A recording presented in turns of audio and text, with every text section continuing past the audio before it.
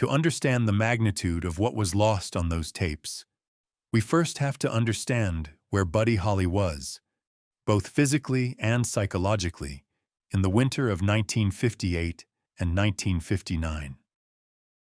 History often collapses Buddy Holly's life into two brief bullet points: the rise of That'll Be the Day and the tragedy of the plane crash.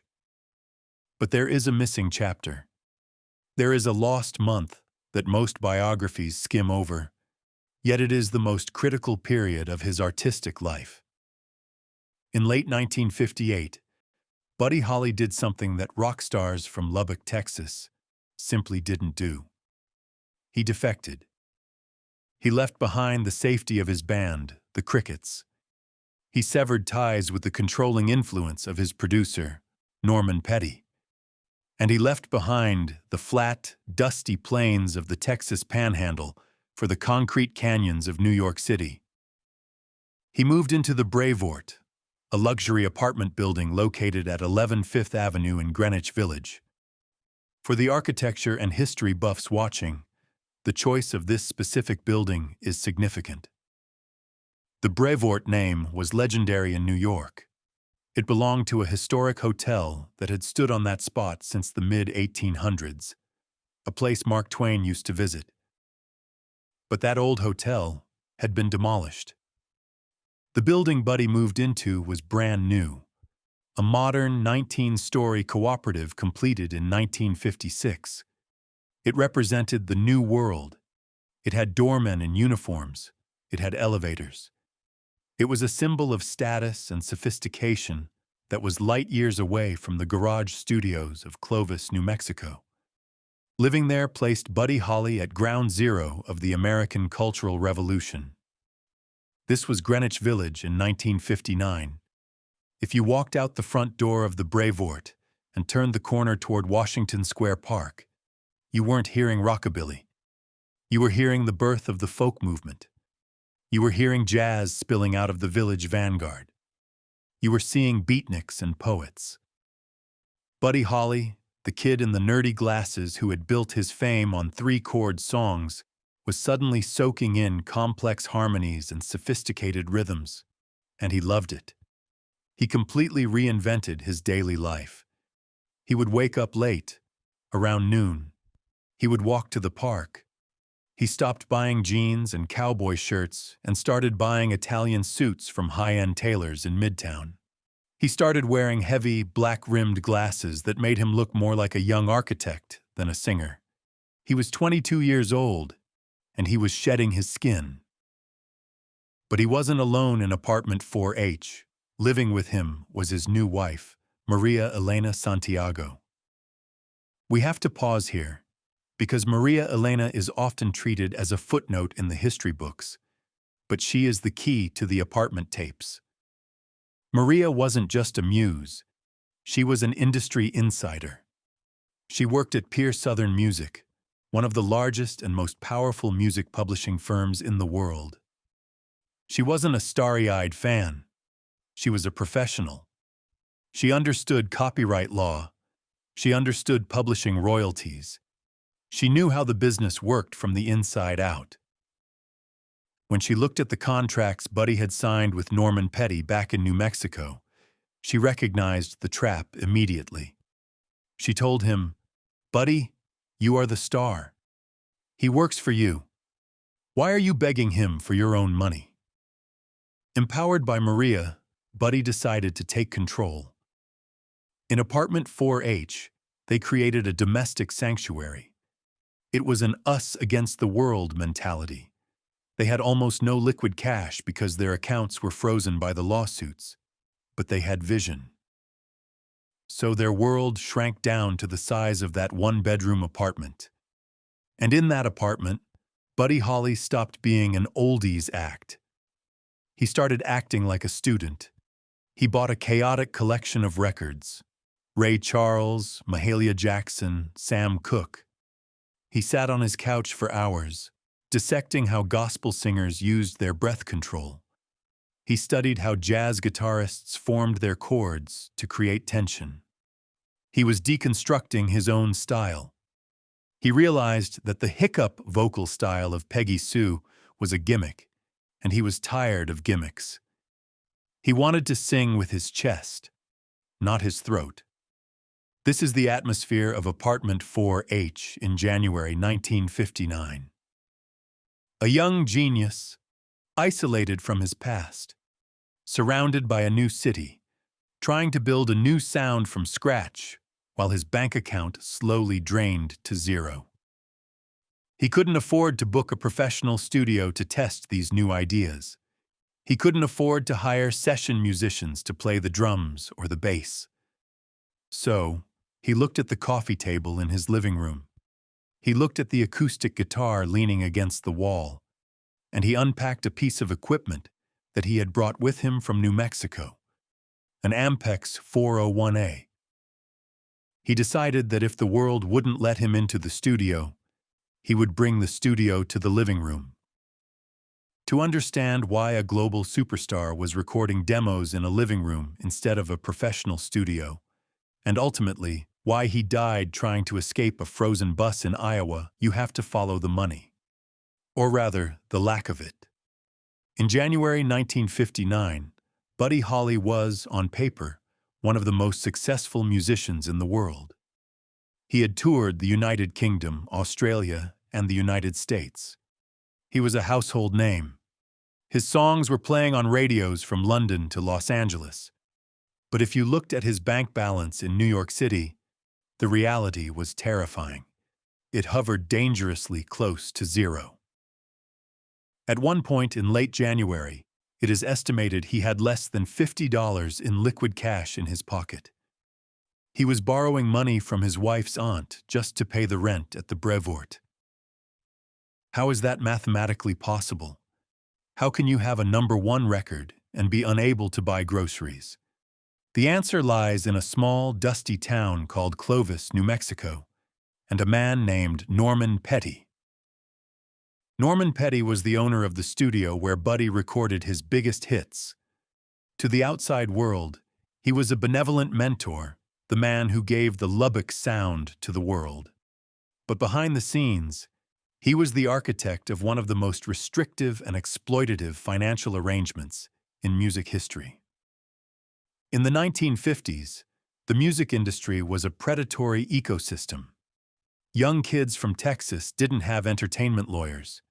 They didn't have business managers. They just wanted to make records.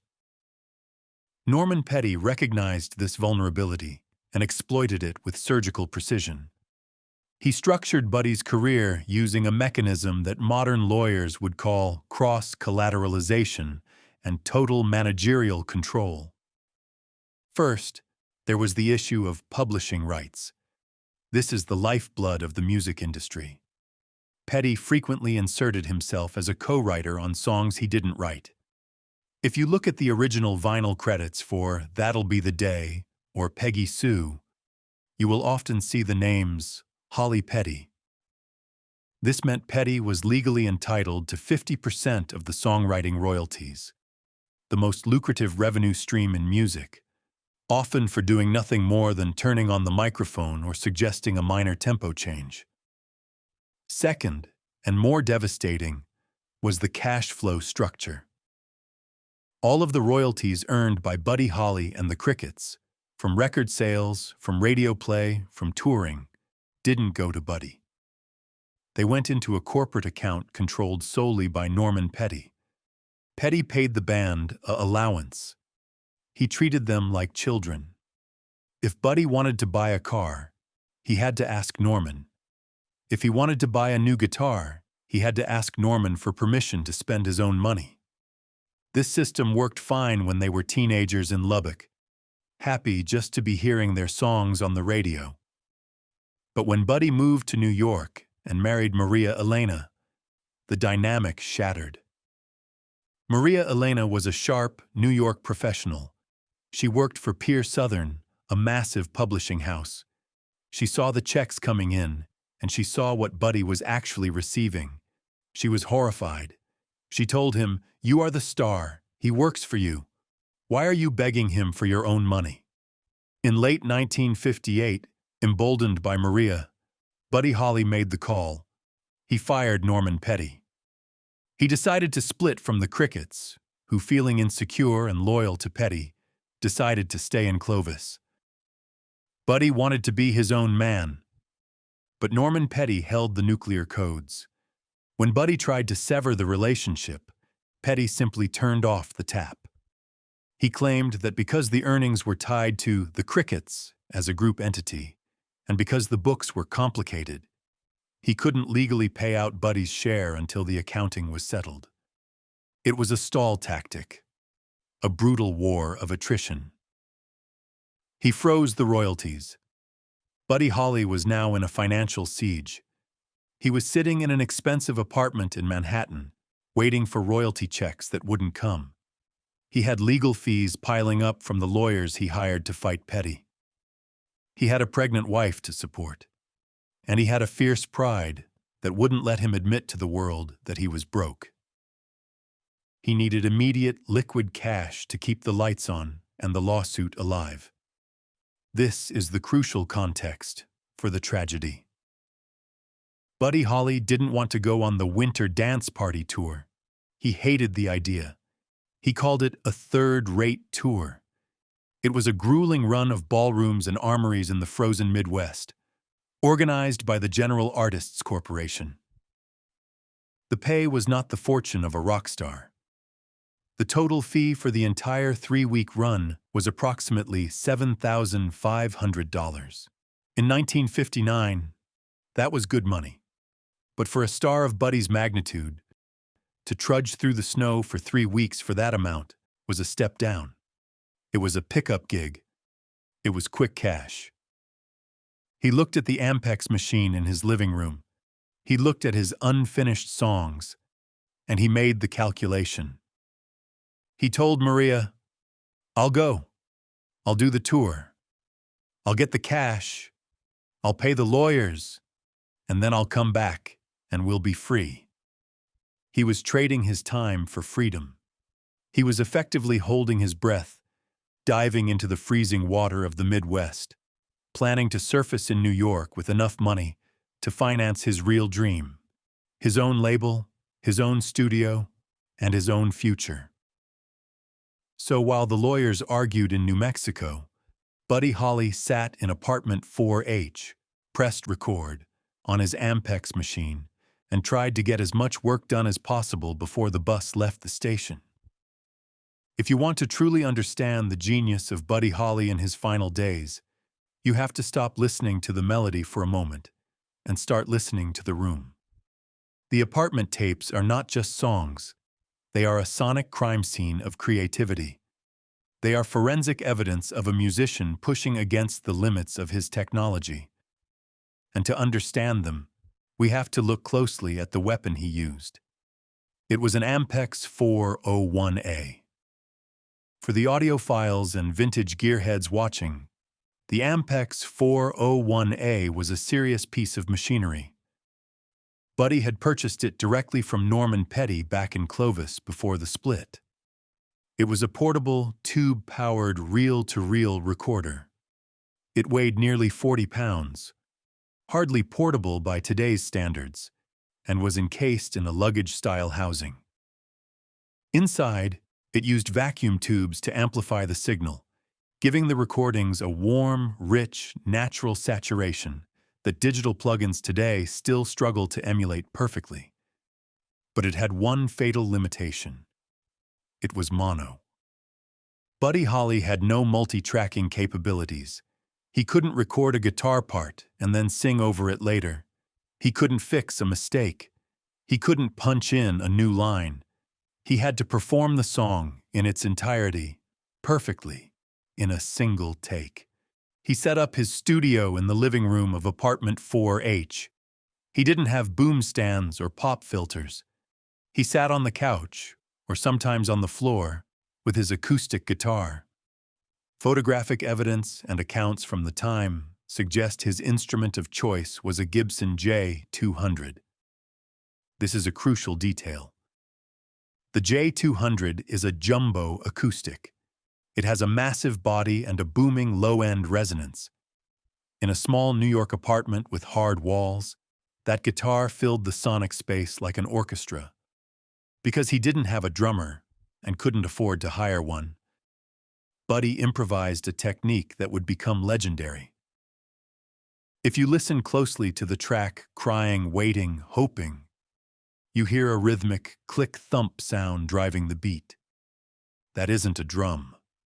That is Buddy Holly using the palm of his right hand to slap the wooden body of the guitar between strums.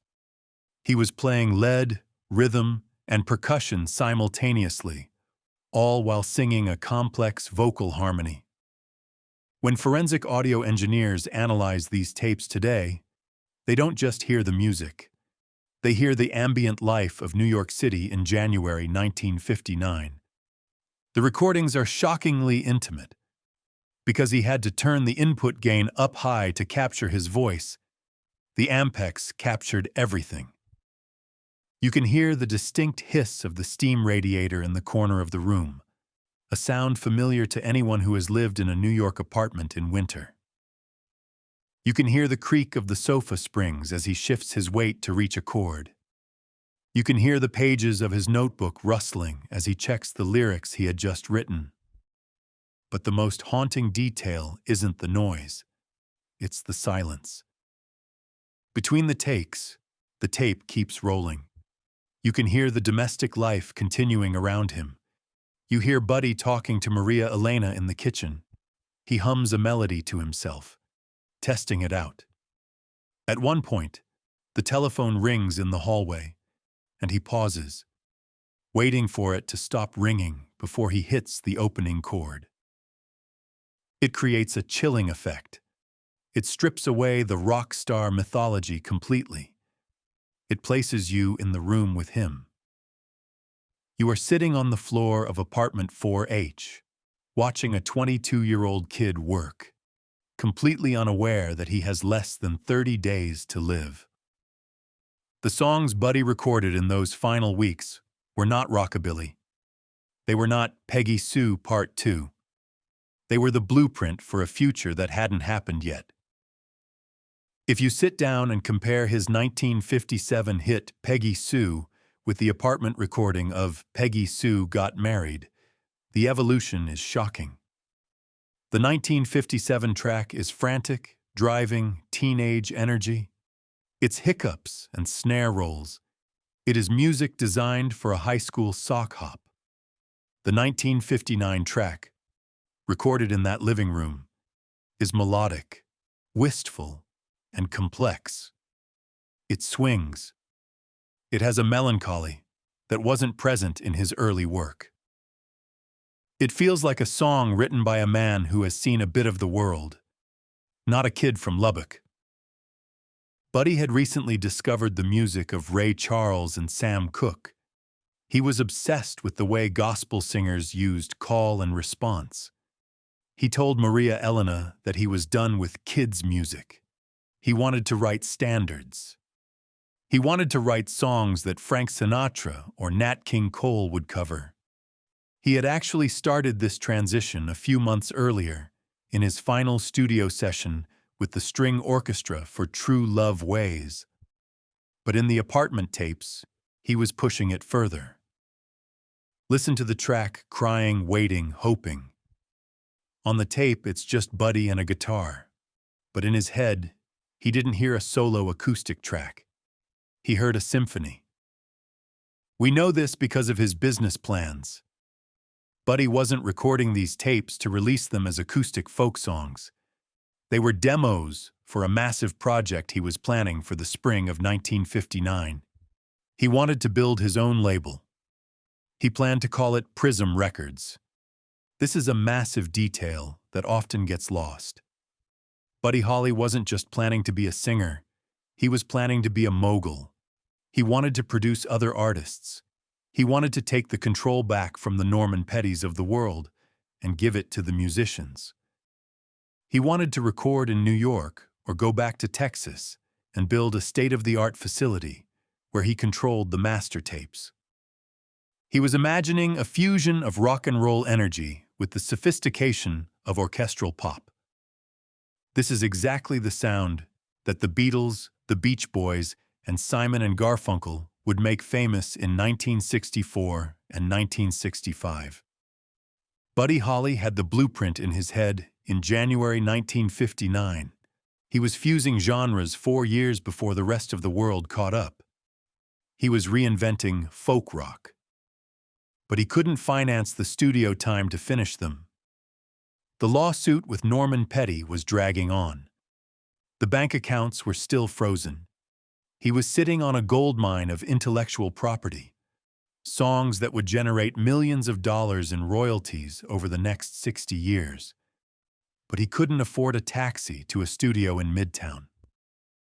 And then the phone rang. It was the promoters of the Winter Dance Party, the General Artists Corporation. They needed a headliner for a tour of the Midwest. The money was bad, but it was immediate cash. Buddy looked at the Ampex machine. He looked at the unfinished tapes. He looked at his pregnant wife. He told Maria Elena, "I'll do the tour. It's just 3 weeks. I'll make the money, I'll come back, and we'll finish the album." He turned off the recorder. He packed his suitcase. He put his black-rimmed glasses in his pocket. And he walked out of apartment 4H for the last time. To fully appreciate the tragedy of the apartment tapes, you have to juxtapose the warmth of that living room against the environment Buddy Holly stepped into just 48 hours later. He went from a soundproofed, carpeted sanctuary on Fifth Avenue to a repurposed school bus in Minnesota in the middle of a brutal winter. The Winter Dance Party Tour is often remembered romantically as the last stand of the 50s stars, but forensically, it was a logistical disaster. The tour schedule was punishing. 24 cities in 24 days, with no off days to rest or travel. The routing made no sense, zigzagging back and forth across Wisconsin, Minnesota, and Iowa, covering hundreds of miles of frozen 2-lane blacktop every night. The buses provided by the promoters, the General Artists Corporation, were notoriously unreliable. They were old, drafty vehicles with heating systems that failed constantly. The lineup was a mix of established stars and newcomers. It wasn't just Buddy, it was Ritchie Valens, who had never seen snow before. It was the Big Bopper, J.P. Richardson, a radio DJ turned star. It was Dion and the Belmonts. They were all crammed into these freezing vehicles, huddling under coats to stay warm. The physical toll was immediate and severe. The heating broke down so often that the drummer for the tour, Carl Bunch, developed frostbite on his feet while inside the bus. He had to be hospitalized, leaving Buddy to play drums for the other acts. But the financial reality is the most painful part of the forensics. Buddy Holly, a man with multiple global hits, wasn't doing this tour for a fortune. The total pay for the entire 3-week run was approximately $7,500. That is about $85,000 in today's money. It was decent money after band payments. It was pay the rent money. It was pay the lawyers money. But it was not rock star money. It was a working-class wage for a working-class tour. By the time the tour reached the Surf Ballroom in Clear Lake, Iowa, on February 2nd, Buddy was exhausted. He was dirty. He was frustrated. He didn't charter the small Beechcraft Bonanza plane because he wanted to feel like a celebrity. He didn't do it for luxury. He chartered it for a mundane domestic reason: laundry. He told the guys, "I want to get to the next hotel early so I can wash my clothes and get a warm sleep." That was the calculation. He wasn't trying to fly to the moon. He was trying to buy himself a few hours of rest so he could finish the tour, collect his $7,500, and get back to the Ampex machine in New York. We all know the mechanical details of what happened next. The plane took off into a blinding snowstorm. The pilot, Roger Peterson, was likely disoriented by the conditions. The crash was instantaneous. But while the world mourned the death of the rock star, a second, quieter tragedy was unfolding back in apartment 4H. When Maria Elena heard the news, seeing it on a television news report because no one from the tour management had called her, the psychological shock was severe. She collapsed. She was unable to attend the funeral in Texas because her doctors advised against it. In the days that followed, the stress was too much. Maria Elena suffered a miscarriage. In the span of a single week, the entire future Buddy had been working for in that living room, his wife, his child, his new sound, was completely dismantled. The silence in the apartment was deafening. For months after the crash, the Ampex tapes sat in the apartment or in storage. They were the only surviving record of Buddy's final creative burst. They were ghost stories captured on magnetic tape. Eventually, the executives at Coral Records realized what they had. They took possession of the tapes. They knew that the public was grieving, and they knew there was a demand for new Buddy Holly music. But when they brought the reels into a professional studio to assess them, the engineers faced a massive technical problem. These were mono recordings. In modern multi-track recording, if you want to add drums to a demo, you simply isolate the vocal track and build the band around it. But on the Ampex tapes, Buddy's voice and his acoustic guitar were baked into the same single track. You couldn't turn the guitar down. You couldn't isolate the vocal to fix the EQ. You couldn't fix a wrong chord. And there was a second, even bigger problem: the tempo. Because Buddy was playing by himself in a living room, he was playing with fluid time. He wasn't playing to a metronome or a click track. He would speed up when he got excited in the chorus, and he would slow down when he got emotional in the bridge. It was a human performance, full of natural accelerations and decelerations. In 1959, you couldn't just put the audio into a computer and quantize the beat to a grid. The label hired a producer named Jack Hansen. His job was to take these intimate, quiet living room demos and turn them into radio-ready pop hits that sounded like they were recorded in a high-end studio. The process Hansen used was nothing short of forensic surgery. He hired the usual session musicians and choruses of the times, often unnamed, to provide backing vocals, and assembled a studio band with a stand-up bass and drums. But he couldn't just have them play along to a click. The musicians had to learn Buddy's specific erratic tempo fluctuations by heart. Imagine the scene in the studio. The session musicians are wearing headphones, listening to the voice of a man who had died months earlier. The live drummer has to watch the tape reels spinning and try to anticipate Buddy Holly. If Buddy sped up his strumming on the bridge of Peggy Sue Got Married, the drummer had to speed up instantly to match him.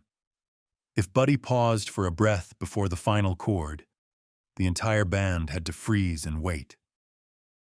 It was an eerie, difficult session. The musicians were essentially jamming with a ghost. They were trying to synchronize the living with the dead. Against the odds, they succeeded. They overdubbed 6 songs. They added a heavy bass line to hide the lack of low end. They added oohs and ahs to fill the silence where the phone had rung or the radiator had hissed. When these tracks were released on the album The Buddy Holly Story, Volume 2 in 1960, the world heard Peggy Sue Got Married and Crying, Waiting, Hoping as full, polished productions. They sounded like hits. They kept Buddy's name on the charts and cemented his legacy. For nearly 15 years, these Jack Hansen overdubs were the primary versions the public knew. They were the versions played on the radio. They were the versions sold in record stores. But in a way, they were a lie. They masked the intimacy of the original tapes. They covered up the foot-tapping. They smoothed over the raw emotion. They turned a forward-thinking folk rock experiment into standard 1950s pop. It wasn't until the 1970s that the label finally released the raw, undubbed versions on compilations. And when the world finally heard the naked tapes, just Buddy and his guitar, the true genius of the man was revealed. The overdubs were impressive technical feats, but the raw tapes were the soul. When you strip away the Jack Hansen overdubs and listen to the core of these songs, the tragedy isn't just that Buddy Holly died. It's that he died moments before he changed the trajectory of music history again. The timeline is excruciatingly tight. In January 1959, while Buddy was sitting in that apartment gluing egg cartons to his walls to dampen the sound, he was effectively inventing the aesthetic of the 1960s. At the time, rock and roll meant loud drums, electric guitars, and high energy. Folk meant acoustic guitars and protest songs. They were separate worlds. But on the apartment tapes, Buddy was fusing them. He was playing acoustic guitar with rock and roll aggression. He was writing complex melodies that didn't need a band to be heavy. This specific sound traveled across the Atlantic and landed in the bedrooms of Liverpool, England. Two young teenagers, John Lennon and Paul McCartney, were obsessed with Buddy Holly. But when the posthumous albums containing these apartment songs were released in 1960 and 1961, the Beatles didn't just listen to them as fans. They studied them like a textbook. They realized that Buddy wasn't just a singer, he was a writer. Before Buddy Holly, the industry standard was that singers sang and songwriters wrote. Elvis didn't write his hits, but Buddy Holly taught John and Paul that you didn't need a professional team in the Brill Building. You could write a hit song in your bedroom with just an acoustic guitar. The evidence of this influence is forensic. It's in their set lists. In 1962, when the Beatles auditioned for Decca Records, the most important audition of their lives, they had to choose songs that showed who they were. They chose Crying, Waiting, Hoping. George Harrison sang the lead vocal. If you listen to the recording of that audition, George isn't just playing the song. He is copying Buddy Holly's guitar licks note for note. He is trying to emulate the specific acoustic strumming pattern that Buddy invented in Apartment 4H. The obsession continued throughout their career. During the Get Back sessions in 1969, the Beatles jammed on Mailman, Bring Me No More Blues, another track from the Apartment sessions. John Lennon later recorded a raw, aggressive cover of Peggy Sue Got Married for his 1975 rock and roll album, claiming it was one of his favorite songs of all time. They were trying to crack the code of Apartment 4H. They were chasing the ghost. In fact, the connection goes deeper than just influence.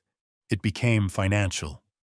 Years later, when Paul McCartney had become one of the wealthiest musicians in the world, he used his fortune to purchase the publishing rights to Buddy Holly's massive catalog. MPL Communications, Paul's company, owns the rights to these songs.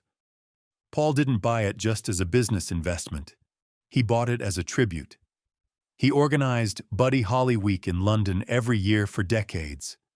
He once said in an interview, "At least the first 40 songs we wrote were Buddy Holly influenced." Why?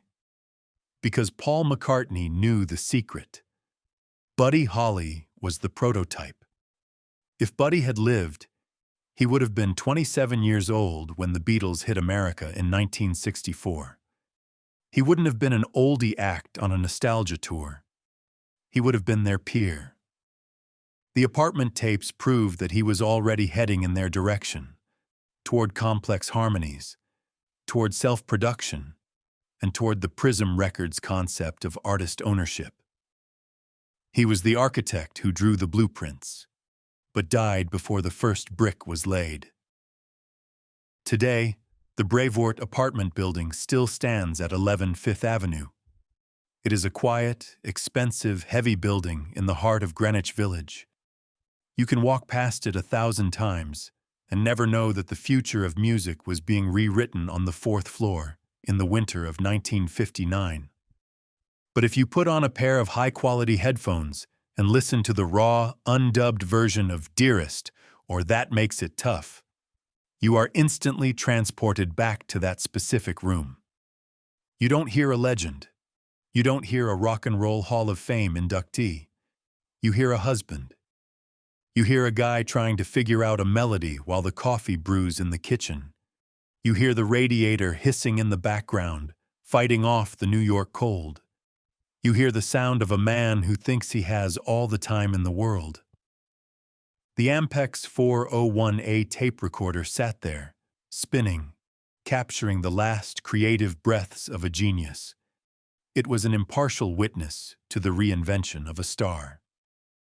When Buddy Holly turned that machine off for the last time to pack his suitcase for the winter dance party, he left behind more than just demos. He left behind a receipt, a proof of purchase for the next generation of music. He didn't want to leave that apartment.